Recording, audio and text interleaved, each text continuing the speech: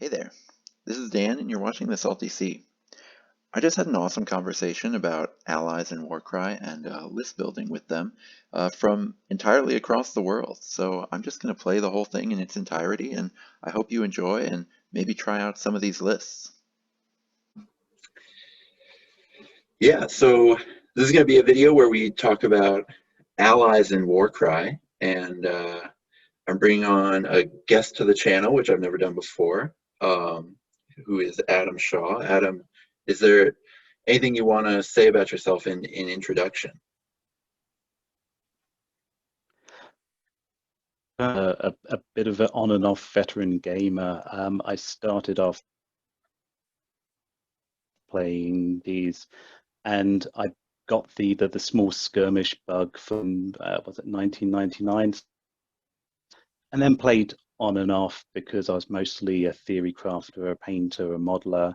Played a Hmm. few games, and then when I emigrated to Australia, I started fresh, and rather battles, I've always played skirmish games, so Kill Sure. Team and War last year and a half. I think it was the end of 19, decided to pick up the unmade box because it looked good and I liked the background. And then the bug bit Yeah, in Warcry, with the book fans now. So really enjoying the narrative of that. And with the new Time of Champions, the Sorkoroth campaign, that's a big throwback to more times. That's really scratching an itch that I've not been able to do for years and years. So yeah, really liking that a Warcry's gone recently. nice. Yeah, I haven't picked up the Tome of Champions yet. It's next on the list. Currently playing through like one of the small campaigns from the Destruction book. Um, but yeah, I'm looking forward to picking up the tome. Um, all right, so let's get into it. There's Sort of a the lot of stuff. Oh yeah, so sort of the basics of allying in, and we're gonna cover it all here eventually. But there was one thing that you know when we were chatting um, via Facebook Messenger earlier. One thing that you mentioned was sort of the tax models that so many leaders are, and I just wanted to put that out there before we just get all into all the great reasons to have ally warbands. Just that it's true that most leader models, they pay a slight premium to have the leader keyword right there. They do usually just they pay cost a few more points than a model that would do the same damage, have the same toughness. Um, and so when you're having two leaders, you can be at a bit of a disadvantage in terms of point for point power if you don't have a good reason to run both. So we're going to go over some of the good reasons, to do it anyway, despite maybe that point for point less efficiency. So you put kind of a framework out there that I really liked. So let's start with mitigation, and if you could kind of explain a little bit what you mean by that.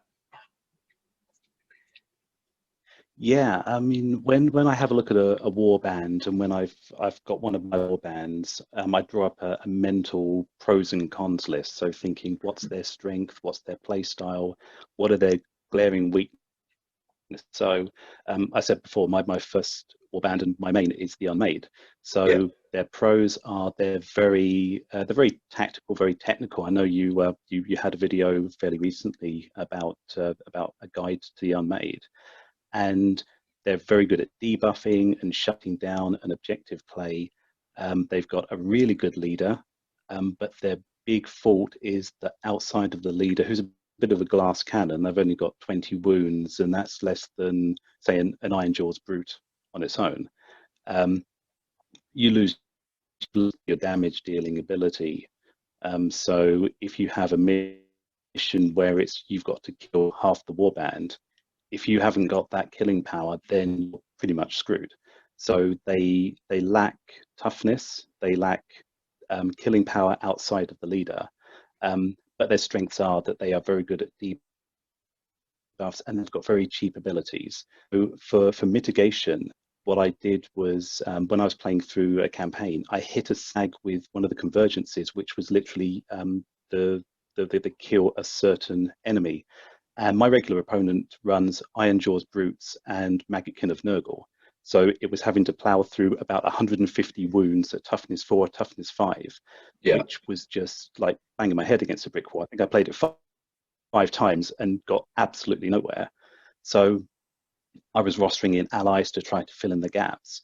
And I found the a Doom Ball was a really good fit. I tried a Brayshame, I tried a Dark Oath Chieftain, which is really good. He's got a quad, which makes him an assassin, the value to all his hits, which is expensive. It doesn't come up that much, but he's fairly good. But I found that the Doom Ball, and this is an example of how I would run it. It's fast. It's got a first straight into the enemy right off. It's got another double that when it gets a kill, it can do a bonus action. It's got 38 wounds, so that's the equivalent of about 3 models on its own. And it's got a stupidly high damage profile. It's like strength 5, damage 3/8.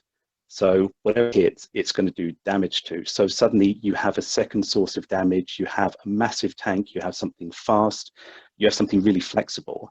And best of all, the abilities aren't super thirsty for dice. All his good abilities are doubles. All the unmade's good abilities are doubles. So it means that if you roll a triple and a double, you can still activate your blissful one, you can still activate the Doom Ball, you can get something from both of them. They actually synergize really well.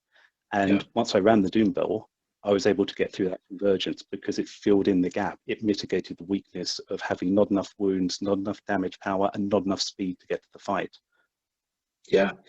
And then one of the things when I was doing my sort of mini guide for the Unmade, I was thinking, so this whole thing is abilities that are made to help out the leader, but do you really need the whole warband just to help the leader?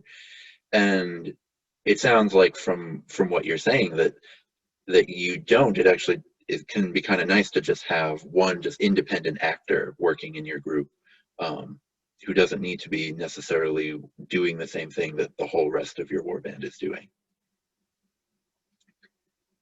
Yeah, exactly. I mean, the undead, the unmade, they actually play a bit like undead in that you could replace the blissful one with, say, a vampire. You could replace the other guys with zombies or thralls, and you've got the one big, powerful, fast, killing leader surrounded by the chaff whose sole purpose is just to debuff and do chip damage now and then. So exactly as you said, having somebody who can just go off to another objective, they can kill whatever's on there and they can survive whatever they get thrown at, and they can heal, they can get an extra move, they can get an extra attack when they kill. They are very, very multifunctional, and it's almost like having a second warband within your warband that you can just split off, do your own thing, and not have to play the swarm and then the glass cannon doing the finishing blow. Right. Yeah. Yeah, I love that. That's a great one to start on.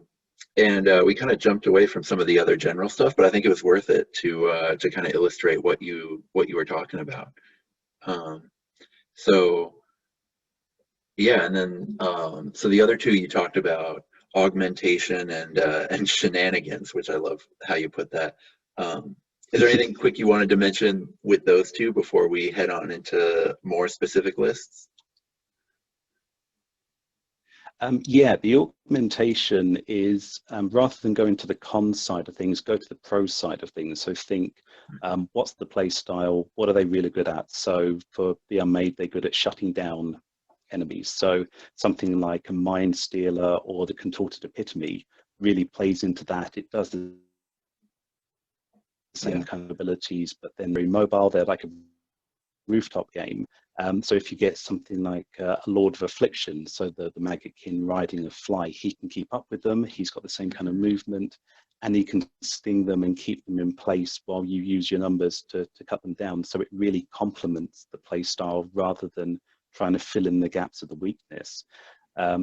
So things like if you've got a really heavy melee based one, giving them extra strength, giving them extra attack so they can really lean into that play style is Yeah. good. If you've got a very shooty gun line, something that can add weight of fire and also buff the models that you've got.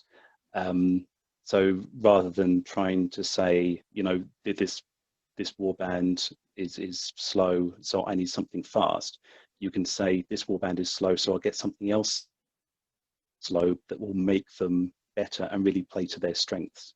Right. Yeah. And then I had a couple other reasons. I found that when I was looking at allies, one thing that happened to me a lot, like when I was building lists for this video, one thing that would happen to me a lot was I would just look at units that I thought were sweet and had maybe cool abilities, and then I would think about, is this best in its own warband, or is it best, or would it be better elsewhere? So, because you hit on, you know, a lot of the things with, like, you talked about the Mind Stealer. I brought a Mind Stealer list as an example too, but yeah, I found that was a big one. And I'll just start with the Mind Stealer list. And this goes more into maybe mitigation than shenanigans. But so one of the things with Tzeentch is the demons. When I was looking at all of their abilities, I was just kind of disappointed by what was going on there. And so, and not that I think that the Tzeentch demons are bad otherwise. You know, I think some of them, you know, the ranged output that you can put out is pretty nice, and the horrors have a really cool concept. But it just seemed perfect for the Mind Stealer, where they're just so hungry for dice, right? The Mind Stealer brings in 3 different dice abilities. And so I felt like I wanted to put it in a list where the rest of the list wouldn't really care so much if the Sphinx was just using all the abilities. And then also, I noticed that the Tzeentch demons, they all have strength 3, so they just do a little less damage to toughness 4 enemies than they'd like to. And the Mind Stealer having strength 5 means that just, you know, if you come up against an opponent where that's an issue, you know, you can really get a lot done. Yeah, no, definitely. Having a whole warband of strength 3 can be very frustrating. So if you're playing Grots, if you're playing Tzeentch demons, and you go against anything that's stronger than a human, so you're going against Stormcast, you're going against even Ardboys, or some of the champion levels of the original Warcry Chaos warbands. You know, you're rolling, doesn't matter how many dice you get, you always seem to get 1s, 2s, 3s, 4s, and it's like, Yep. roll, nothing, roll, nothing, your turn. And it just gets very frustrating, especially if you had 1 more point of strength, you would have got that kill. So getting a centerpiece model that can actually threaten your nemesis enemies is really, really useful. And I found that it can be an odd sort of rock, paper, scissors thing where, so like, one of the warbands I play the most is Slaanesh, and they do a lot of damage on critical hits when you roll a 6, but they all have strength 3. So they fight Stormcast pretty well, because those toughness 5 Stormcasts, their opponents are only hitting them really on 6s anyway, and they all kind of pay that points premium for it. So Slaanesh is kind of okay there, but I actually find that, like, my Slaanesh warbands, one of the best ways to get iron golems on the table and not have them totally sort of blown off the table is to face them against Slaanesh, because they just have a tough time with, weirdly, against specifically strength 4, or sorry, toughness 4. Just because, you know, those toughness 4 enemies aren't really paying that premium for their toughness that the big ones are. So Slaanesh can have that trouble, and so I assume that, you know, Tzeentch can have that trouble too, which is why I wanted the Mind Stealer in there. And then also it getting kind of in your face, whereas the rest of the Tzeentch units have some really interesting just ranged attack profiles. You know, the flamers especially. I don't have any flamers, but I do want to pick some up eventually one day to try this one out. So let's go into this sacrosanct one that you built, the one with the Cathalar. Yeah. Yeah, this when I was having a look through the order book, there's a few of the allies really stood out to me. The overall characters where they have fight for profits were one of the big ones. I'm like, really? Is that's too good? That's better than a lot of the other ones. Mm-hmm. And then I hit the Lumineth, and the High Sentinel and the Cathalar really stood out as this is potentially really, really crazy. And the Cathalar is one of those models where it's weird, it works better as an ally than it does in its native warband. Agreed. Because of its power, the emotional transference. Because Lumineth, you're going to be maybe 20 wounds or so, so you're going to be rolling maybe 15 dice or so. I went all in with the most ludicrous list I could, which has 4 other models. 2 of them are Gryph-hounds, so you could threaten objectives, and then 2 of them are mounted and have big wound pools. The Lord Arcanum has 40 wounds, so you just play so aggressively with him, just charge him straight in, you dare your opponent to hit him, because every wound they do on him is another dice you're going to be rolling around turn 2, maybe turn 3. And it's one of those tricks where if you do it on an opponent and you manage to pull it off, they are never going to forget that, and they're going to be targeting your Cathalar every single game. Yep. They're going to feel so silly that it went off. But if you manage to, how many times have you played a game and you've left an opponent with 1 wound?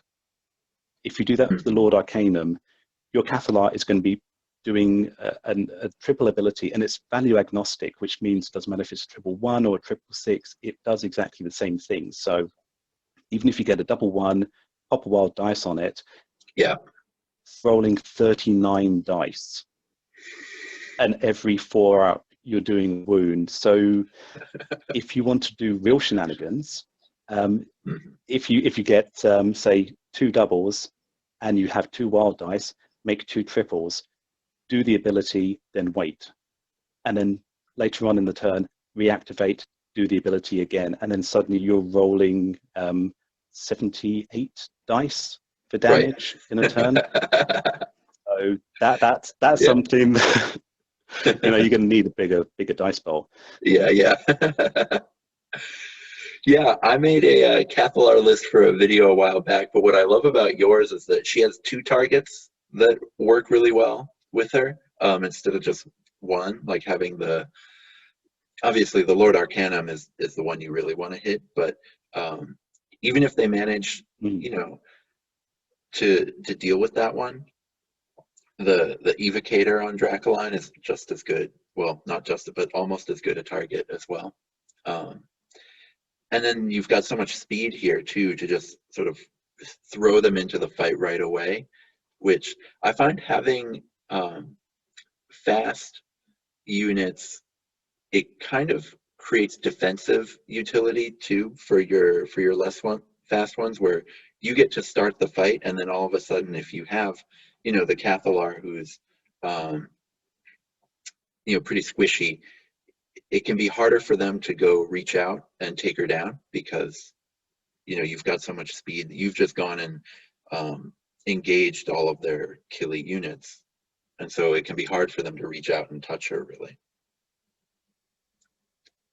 Yeah, and also you've got that, if you keep one of them, even a Gryph-hound in reserve, if somebody tried to get nearby, you can just intercept them. So you've got that flexibility. And I mentioned when I sent over this list, if you play something like higher ground, you're going to lose, because you can't get onto the rooftops easily. If you play something that needs numbers, you're going to lose. But if you play really aggressively with your Lord Arcanum, they're kind of, they've got I think Morton's Fork. What do they do? Do they take down your Lord Arcanum and set up the emotion burns for later? Do they ignore him and let him just plow through their ranks? You're putting them between a rock and a hard place. and they have to really think about how to engage that kind of warband, because it's not your average warband, and your normal tactics probably won't work against it. Yeah, and then something like blood marked, right? There's no way they can hide, because even if they get up on terrain, you know that that Cathalar ability has such a long range, right? And you can force them to fight your Lord's Arcanum, and then you can just spam the Cathalar ability to just take down, you know, whatever blood marked unit they've got at range, which I really like. Yeah. All right, so and also you mentioned about the Slaneshi ones, again, Stephen, you know, high toughness, they work because they've got lots of attacks and they've got a high crit. Because it's something like this, everything is on a 4+, so you can have toughness 5, you can have toughness 6, it doesn't matter. You can be going against the Mega Gargant right. in the Tome of Champions, and you're going to be doing, if the Lord Arcanum is nearly dead, you're going to be doing, you know, 20 damage or so every time you pop that ability. So you can just blast enemies off their feet. Doesn't matter if they're super high toughness, you will be doing a huge chunk of damage, and you can just delete entire units, entire fighters in one go. Right. Yeah. Yeah, that's really sweet. So figured I'd, you know, keep us rolling. So this is one I made. The Isharan Tidecaster is one of the ones I was looking at, where so its ability can be really enemy dependent, right? Because -1 attack on some things, you know, when you've got 5 attacks, you don't really care that much. But looking at it in the IDK warband, it seemed like it was really there to protect all those glass cannon troops. I mean, the Idoneth Deepkin troops, they just fall so quickly. I think they've got 8 HP. So, you know, the Tidecaster is there to save them, but whenever I was making Idoneth Deepkin lists, and when I've seen other people make them, there's just never really room for the Tidecaster. It's not doing what they really want to do, which is, you know, get those Ishlayan princes out there, and then save everything up for that big explosion in the 3rd round. But I still think it has a lot of utility, as far as if it just makes the difference between them 1-hit killing one of your units and them taking 2 hits to kill it. I think that can be a much bigger effect than if it is, say, reducing 1 attack, but they're still just attacking a big thing anyway that was going to take them multiple tries regardless. So I wanted to run it in Daughters of Cain, because they've also got glass cannon troops, and the Bloodrack Medusa has a really good disruptive ability where you can do the netter ability, you know, the no move and no disengage ability at an 88% chance, which is really good. But it's kind of the only defensive, I think it is the only defensive unit in that whole warband. So this can kind of give you another option that doesn't fight it for dice, right? 1 being a triple. Oh, okay. 1 being a triple and 1 being a double. So yeah, so you can avoid fighting for dice, and then the real damage that comes out of Daughters of Cain, and a lot of these Elfie warbands in general have it this way, where the real damage actually just comes from the troops. You know, Sisters of Slaughter just can tear things up so quickly. And then, you know, so can the Witch Elf, although I only put 1 in here just because I like the 2-inch range on the Sisters of Slaughter. And then the last thing I wanted to put out there about this one is, did you end up reading the Broken Realms book, by the way? Haven't yet, no. I know roughly of it, but I've not actually read the lore yet. Yeah, I sort of cheated and just watched the videos that 2+ Tough. I don't know if you're aware of his lore videos. I just watched his lore videos about it and skipped the book since I don't have, even though I have a bunch of Warcry warbands, I don't actually have 2,000 points of any one thing in Age of Sigmar. So I don't really worry about the rules too much for that. But either way, I loved how at the end of it, it's basically got the Daughters of Cain forcing the Idoneth Deepkin to be allies. And the Deepkin aren't very happy about it. So I just loved the idea of having just one Deepkin having to follow around a Daughters of Cain warband and protect them from things, whether she's excited about that or not. Yeah, and I think that's one of the real strengths of having a skirmish level game, and especially with the allies, you can construct this narrative. You can, you're encouraged to give the personality, you're encouraged to give a name and a background. And then with the allies and cross-pollination between lists, you can really do a really fluffy idea. And that can inspire you to do other warbands as well. So, reciprocate it with the other warbands.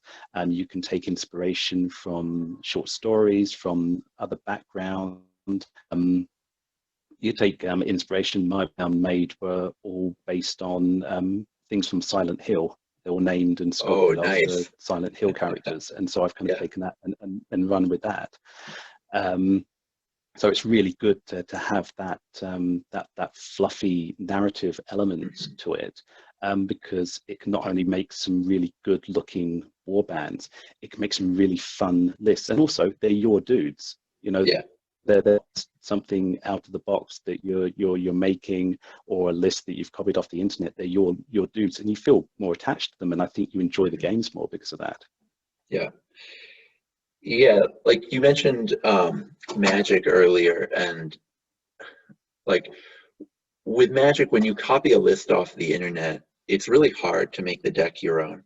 At least I find that when I'm net decking, I never feel the emotional attachment to it that I would otherwise. But in these miniatures games, I don't feel that way. If I copy a list off the internet from someone, they're still the people I painted.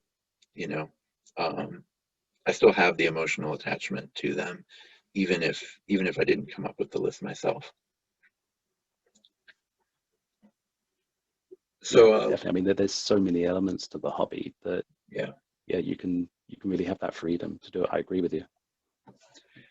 Yeah, so let's jump into this Skaven plus Khorne list that you sent me. Yeah, this is well, going through, I said I was going through the Order book, and some of them really stood out. Going through the Chaos book as well, all of the Skaven leaders have a fantastic triple ability, lead from the back.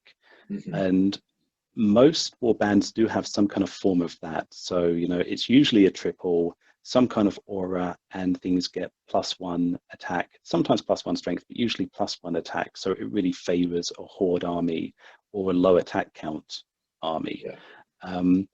Lots of them have very strong restrictions. So the Daughters of Cain one, I think, is if you get a kill, then you get a bubble, but it only affects melee weapons. Whereas Overlords have, you don't need any kind of criteria, no restrictions. It affects every weapon, and it's doubled if you're near an objective. So theirs is absolutely objectively better, no pun intended. But out of all the Chaos ones, the Skaven lead from the back is absolutely fantastic. It's only a 3-inch bubble, which is actually bigger than you think. But it adds half the dice roll. So all you need is a 5/5 or a 6/6, put a wild dice on there, and you are absolutely sorted. Everyone gets +3 attacks nearby. So I've gone for, this is kind of augmentation and kind of shenanigans, because I read somebody on Facebook said, I like the Skull Grinder, but the problem is he's not good enough because he's only got 2 attacks. And then I was like, okay, well, do a Skull Grinder, take a Skaven ally. He's got 2 attacks. You use lead from the back. Suddenly he's got 5 attacks. And the reason I chose Blades of Corn is because they have a very cheap, they have a double ability, same as the Doom Ball. On a kill, they get to make a bonus action. So if you've got a Skull Grinder who's range 2, strength 5, I think damage 3/5, so he will paste anything that he connects with as long as he hits. If you have 5 attacks instead of 2 and you're attacking twice, if you're against hordes, you can pop your Blood for the Blood God, and then suddenly you've got 15 attacks in one turn.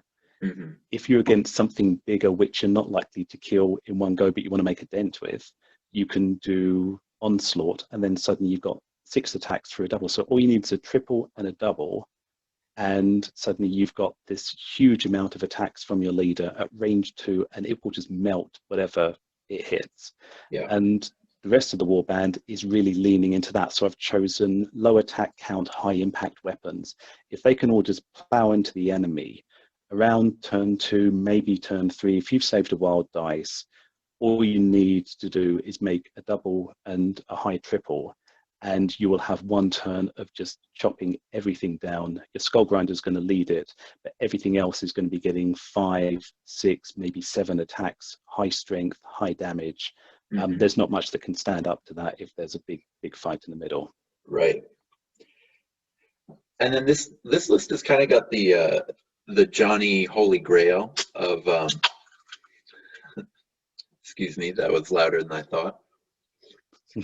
But it's kind of got the Johnny Holy Grail where I remember reading the Blood Reaver profiles and looking at the axe and thinking, so I even mapped it out, right, and saw that, you know, even with Onslaught active, it still just does the same, or even against some attack profile, or sorry, toughness is less than the one with 2 blades. So just why wouldn't I just use the 2 blades one all the time? But then you've found the kind of list building holy grail where they're actually legitimately better than the one with 2 swords in this list, which is something that right away when I looked at it, I just like went giddy for. It made me really happy.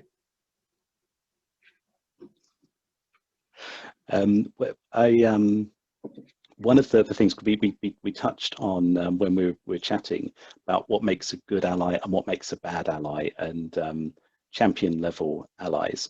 The other red flag I would say about allies and where they might be deceptively good seeming on paper, but then you play them and you're like, no, this doesn't work, is if they only buff themselves, if they only work as an independent actor, but they're not anything more than just slightly above average. And I found that with the Sacrosanct chapter, funnily enough.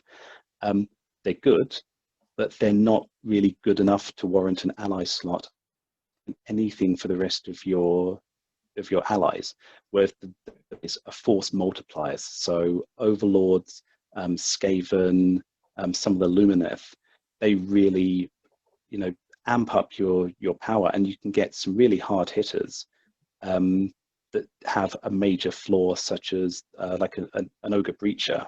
I know everyone rags on Iron Golems as being worst warband. They do have an Ogre Breacher. It's only got 2 attacks.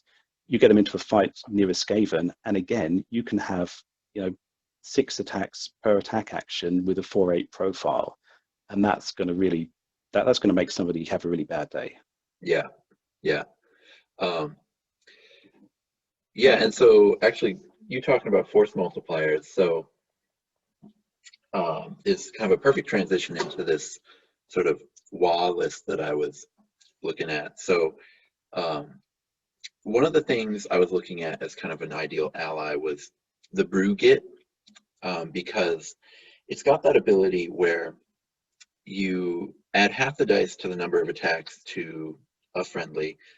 So a little bit like that Skaven ability, but just one friendly fighter and on a double. And it only works for 1 attack instead of both of them, which is too bad, but still for just 2 dice, it's really easy to pop off. And then I was looking at it to ally into other warbands, and specifically seeing the Ogre Gutlord and the Orc Megaboss in Destruction that that could really benefit from it.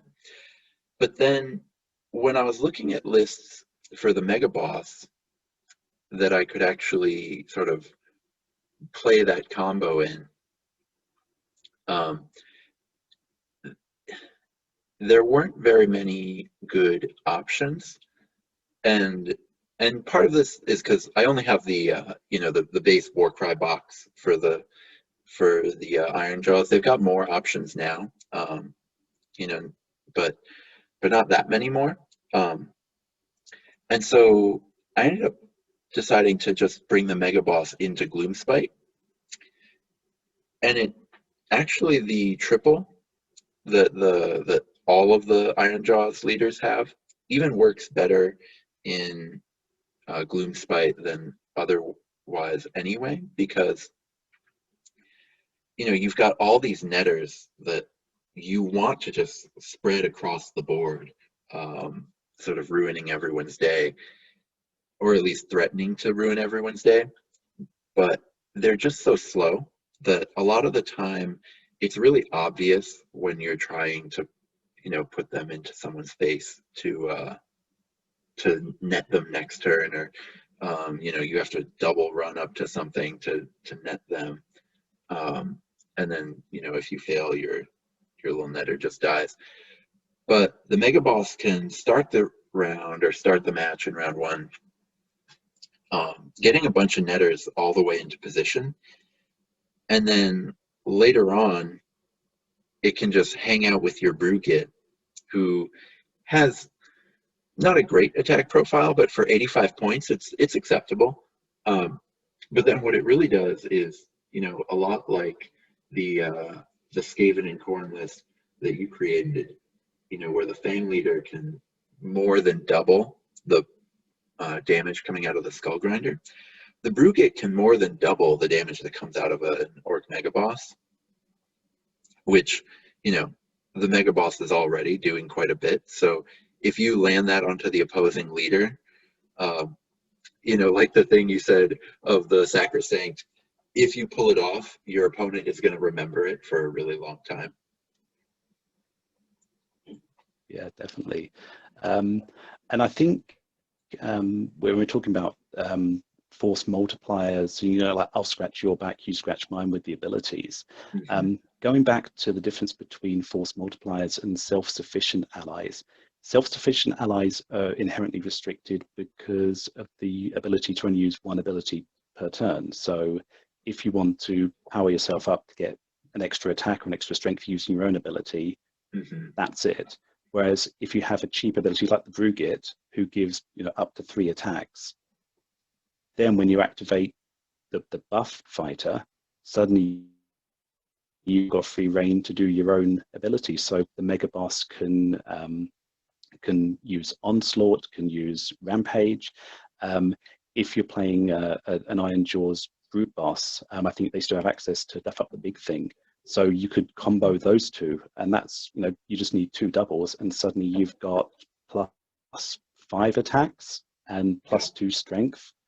So, they work well because they don't use that many dice.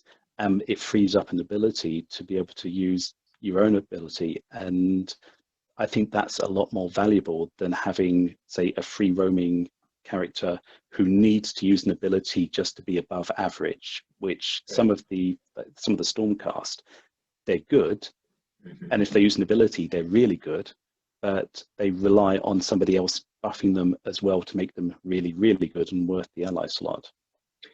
Yeah, I think part of, or like the best units at just running around by themselves, either they don't use abilities like the Doom Bowl, like from your Unmade video, or they're just not leaders, right? Because then they're just taking up fewer points in your warband. They're taking up more flexible slots in your warband, and then you can just run them like that. Like I'm thinking about, they're not out yet. I haven't played with them, but the new Slangors that they previewed, that they'll hopefully release sometime in the future. Those are ones that can just kind of for, I think it's 165 points, they can just kind of run around doing their own thing, and they've got that triple ability that they might want to pop off, but they don't have to, and that can be a really good option as a non-leader that's just doing its own thing, um, but you're not allying that in, right? Yeah. And one thing when I was looking through the destruction book, in general, the Gabapalooza have really interesting abilities and really interesting, ally potential, just kind of across the board. So I put the Shrewmancer in this list, even if maybe a Sneaky Snuffler would be better for doing damage, just because I wanted to remember to mention that ability of being like the Tidecasters, but even scarier, right? Because it can reduce so many attacks instead of just one, which is pretty cool. The Shrewmancers, your opponent can turn them to dust pretty easily, but incentivizing your opponent to desperately try to kill this 85-point model is always nice, right? They'd rather be killing your leader, killing your your important units. So having that Shrewmancer be pretty scary as well. Yeah, it's again, it's putting your opponent between a rock and a hard place. Do you shoot the medic first, or do you try and waste your time hitting the big guy? And it's fairly easy to just hide him behind just this wall of flesh, especially if you've got a mega boss in the way. Just acting as a huge beef shield. And yeah, they just literally can't reach the buffer, and you're just blunting every attempt to try to take them down. Mm-hmm. Yeah, a little bit like that Cathalar list you talked about. So you mentioned the High Sentinel before, or maybe it was while we were chatting before we pressed record, but let's get into it because I think it's a really cool ability. So yeah, what's your kind of strategy with this list? Yeah, well, the High Sentinel is another one of those ones where looking through, you think, hang on, that looks really good, and then you compare them to the other abilities, and you're like, no, this is excellent, because it's 20-inch, which is a huge chunk of the board. So it's a 20-inch radius. You plonk them in the middle, and you don't need, you don't really need to get close to them. You just need to be able to see them. So you're literally just pointing at an enemy and saying they're dead, and every friendly fighter on the board gets +1 attack. So I've put this in for a Stormcast Warrior Chamber list, because when I mentioned about mitigating weakness, a big weakness that I found with Stormcast isn't to do with stats, it's to do with point costs. Yeah. And the problem is that when you've got something which is 200, 220, 250 points, when you're putting together a list, it's very difficult to make it go. It's like a game of Tetris, trying to get your points to tally up properly, and you're always going to have weird gaps. So having a High Sentinel, which is a stupidly cheap ally, 110 points, you can slot it in really easily by just maybe knocking down a couple of special weapons, maybe taking a Griffhound instead of something else. But I've gone for a combined arms kind of Stormcast here. So you've got the Judicator with a very strong ranged attack. You got the Knight Vexilla and a Paladin. So if you get a quad, you can get everybody to run really fast. So it mitigates the Paladin's weakness inherently from the warband. And a Prosecutor, so you can just start flying and throwing straight from the off. And so the High Sentinel, because it's just a double, you're going to be able to use that pretty much every turn. Just point at something, and then that will buff everything to get +1 attack for every pack action. And although I've chosen Stormcast, because it doesn't have any restriction on range, it doesn't say attacks within 3 inch, you can put that into any army list and it will do value.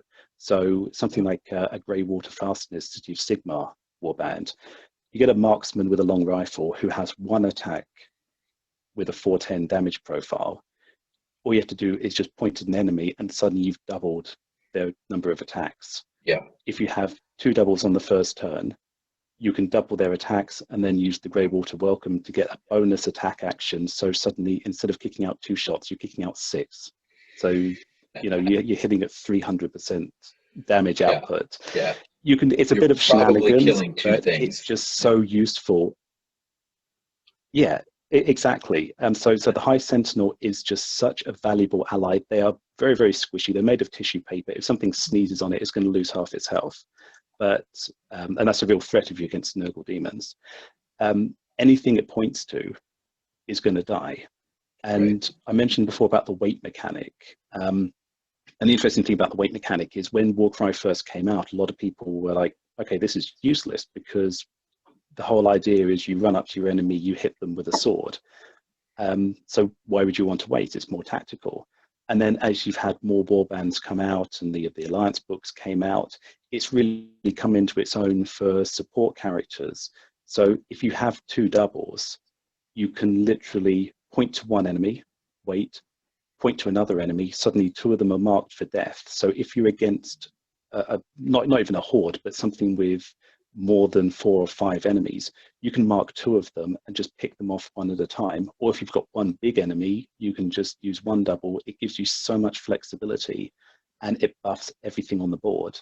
If you're running a Greywater gun line with like 80 points models, you get, say, 10 handgunners, 10 crossbowmen, whatever you choose, and just point to them, and then suddenly you've increased their damage output by 25 to 50%.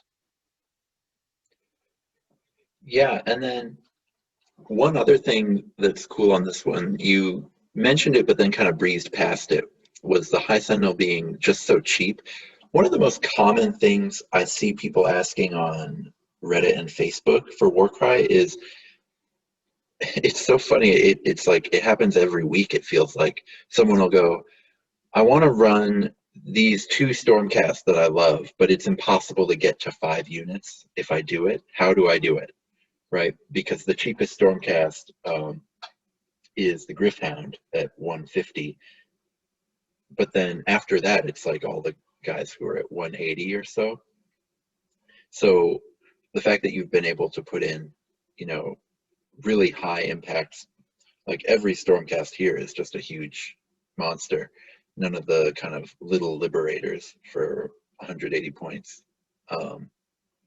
So the High Sentinel letting you do that while also providing all that utility is really good.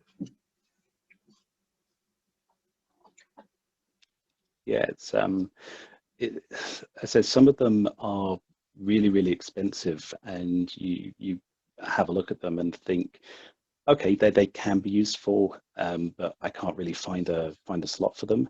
And then you see something like the High Sentinel, which is, I think it is the cheapest ally in the order book. It might be the cheapest ally I've seen. There might be maybe a Skaven basic leader who's around the same. Yeah, the But Gobapalooza can all it's be also used one as of the best allies, allies. but otherwise I think it is.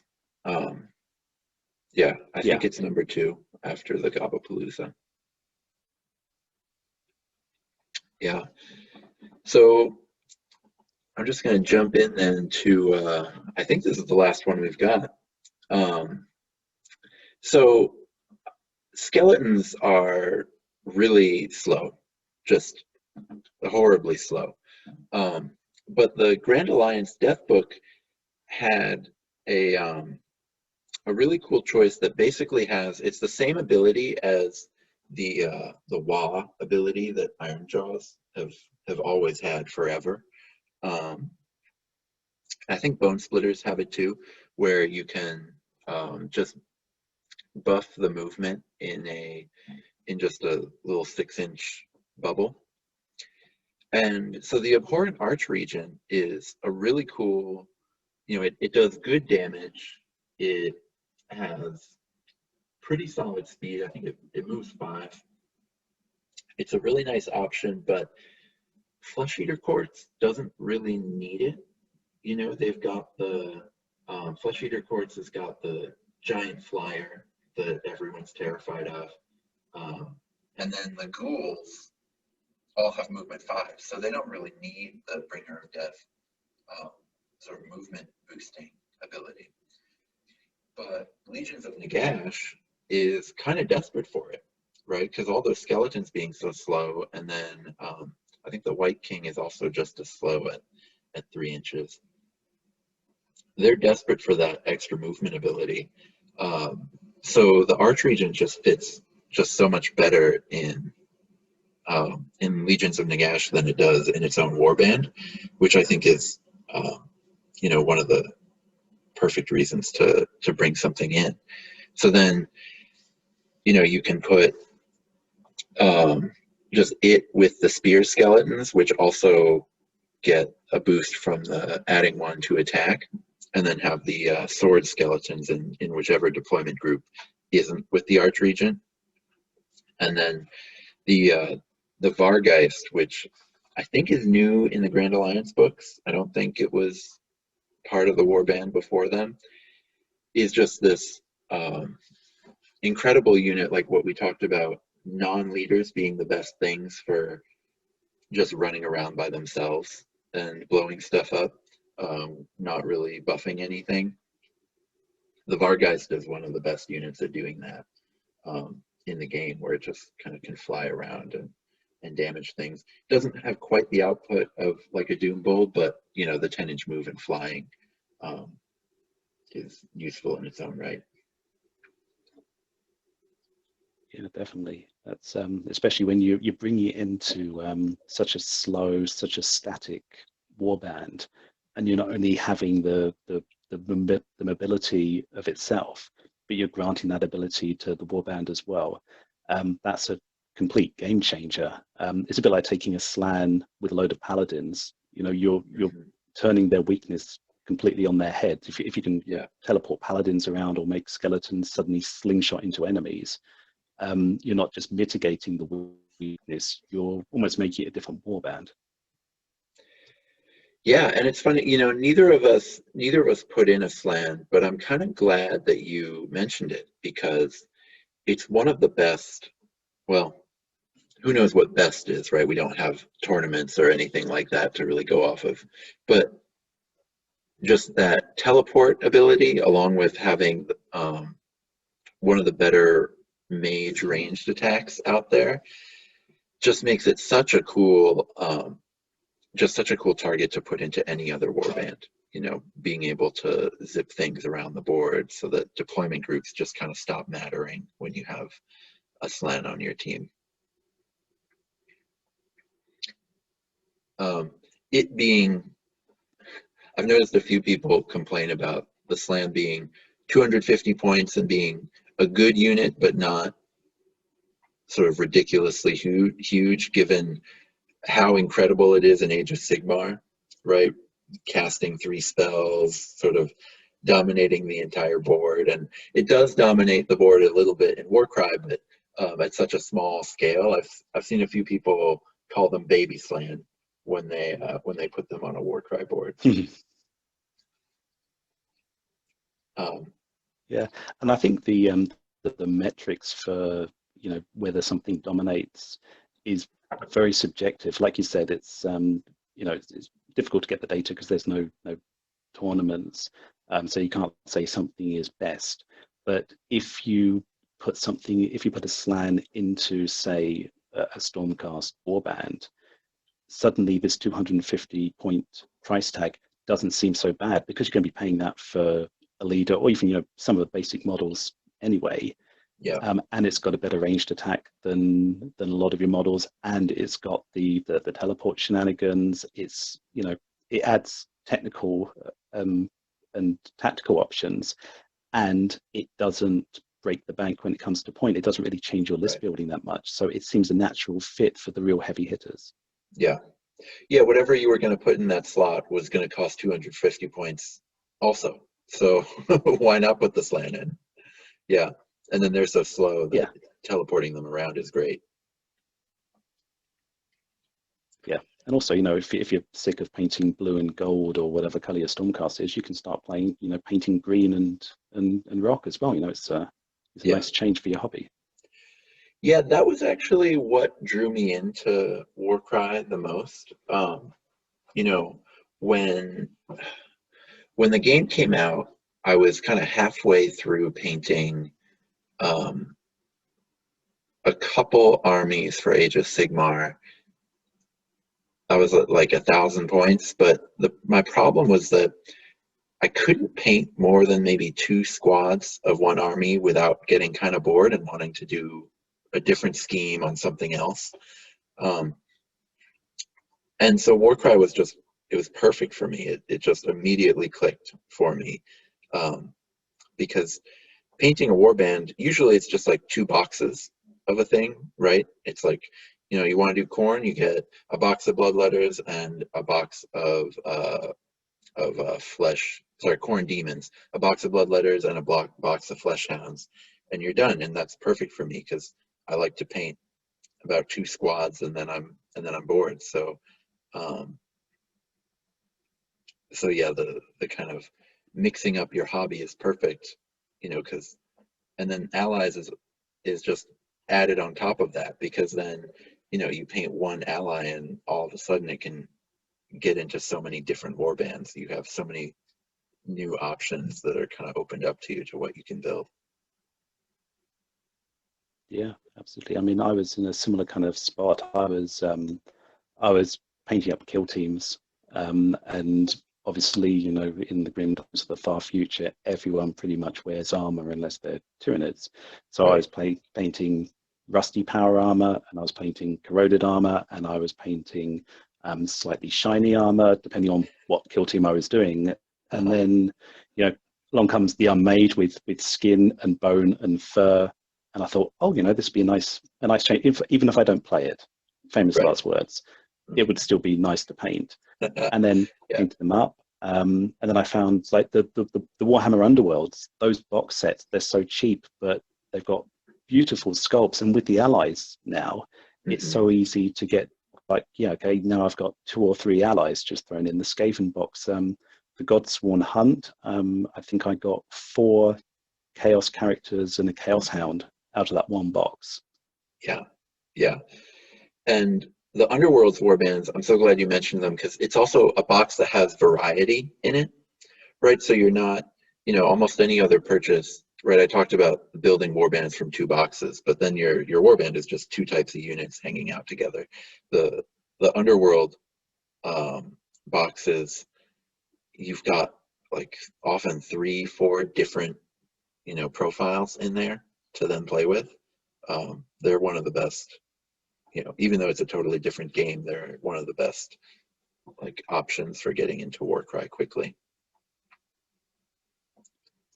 Yeah, absolutely agree with you. I mean, the Warcry box sets are pretty good, you know, the curated ones.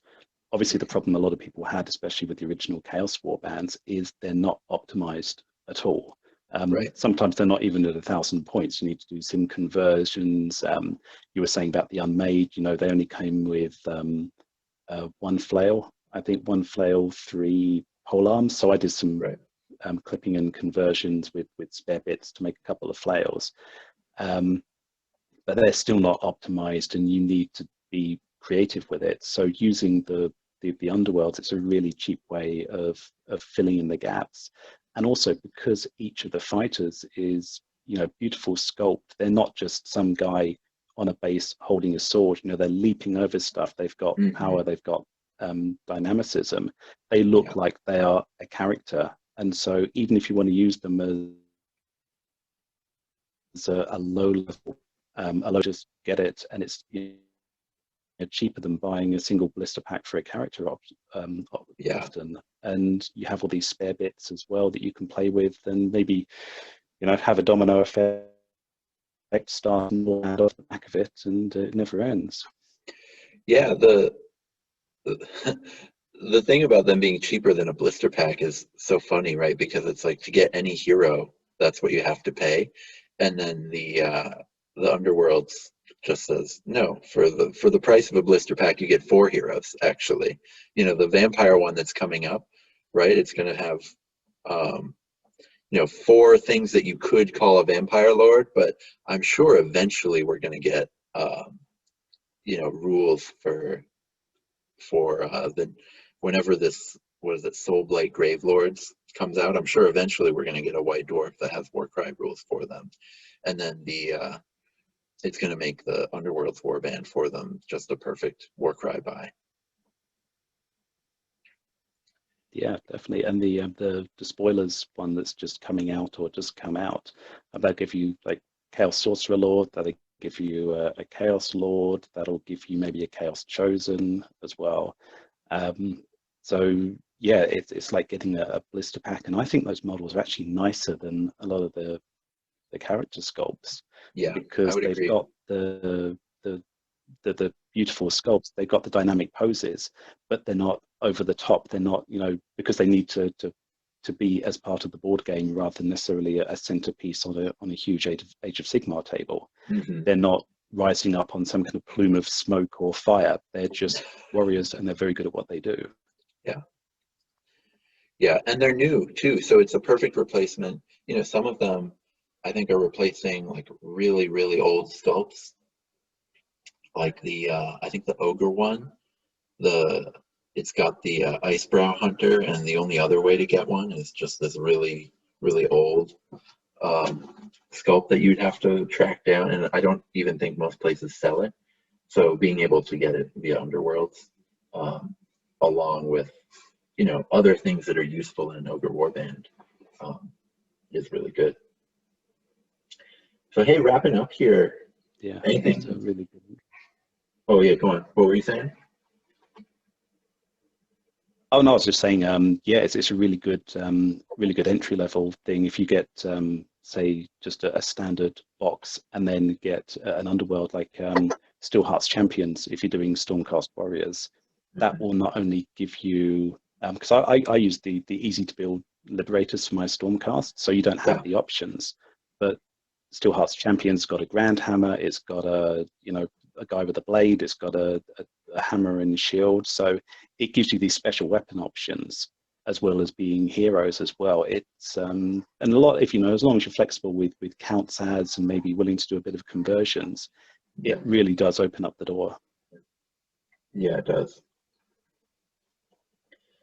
Yeah, so wrapping up, this was really awesome, by the way, Adam. I'm really glad you came on. I think we had a really awesome conversation. Anything else you wanted to mention? Inviting me. Oh yeah, no problem.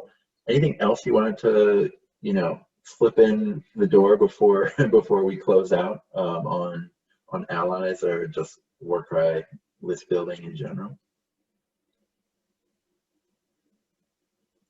I think I've mentioned a couple of rules of thumb as to what makes a good ally, what makes a bad ally, and we've mentioned things like being thirsty for dice and abilities. One of the biggest things, the reasons not to take something, is even though it might look really good inside its own warband, it might look like it works with other warbands, but you find out it doesn't. And case in point be the Bloodstoker, which with a Korath, it's really good. It can whip it, it can get a bonus attack action for cheap. But if you try and run that in any other warband, you literally can't use that ability because it's the Ferocious rune mark, which looks a lot like the Beast rune mark, but isn't the same. And I think there's like 3 models in the book, which will actually work as. And when I wrote up an analysis document, and I said, if you're taking an Ogroid Thaumaturge from Siege and you're getting a Cornate Bloodstoker, you probably deserve to lose for that kind of, that kind of breach of the fluff. And there are some as well, Lumineth and Sylvaneth, where it literally only works in their own warbands. So it might look tempting to take it. You might say, okay, no, this is a fairly good ability, but it's like, read the small print. You have to read it and think, will it actually work with what I've got? The Chaos Lord on the Karkadrak is fairly good, but you lose a lot of utility if you're not running Knights of Chaos as well.